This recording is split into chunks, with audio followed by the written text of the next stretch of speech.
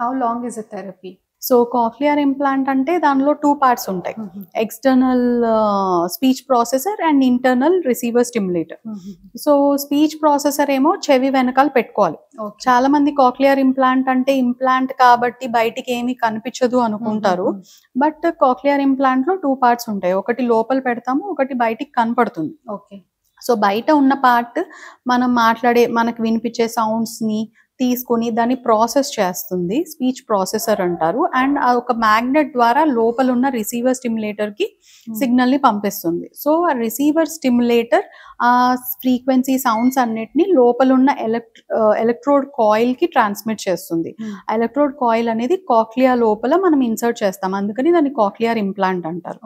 So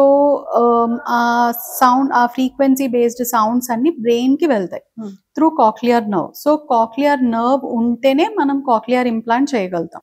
sound అనేది brain కి reach అయ్యాక అక్కడ నుంచి స్పీచ్ సెంటర్ కి వాళ్ళకి అండర్స్టాండింగ్ అనేది once they start understanding those sounds వాళ్ళకి స్పీచ్ సెంటర్ కి సిగ్నల్ వెళ్తుంది. అప్పుడు వాళ్ళు స్లోగా గ్రాడ్యువల్ గా వాళ్ళు విన్న సౌండ్స్ ని మళ్ళీ ప్రొడ్యూస్ చేయడానికి ట్రై చేస్తారు. వాళ్ళ సౌండ్ అనేది వినకపోతే they cannot use their vocal muscles to produce sound in same way. So అందుకని ఒక డిజబిలిటీ వల్ల వాళ్ళకి 2 ప్రాబ్లమ్స్ వస్తాయి, అంటే hearing losses plus speech.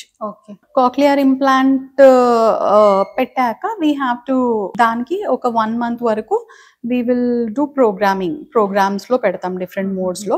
Suture removal తర్వాత 15 days తర్వాత ఇంప్లాంట్ ని స్విచ్ ఆన్ చేస్తాం. థెరపీ ఇవ్వాలి చైల్డ్ ని ప్రోగ్రెస్ ని బట్టి we have to, but at least 3 years కి అయితే parents should be prepared to give therapy for 3 years.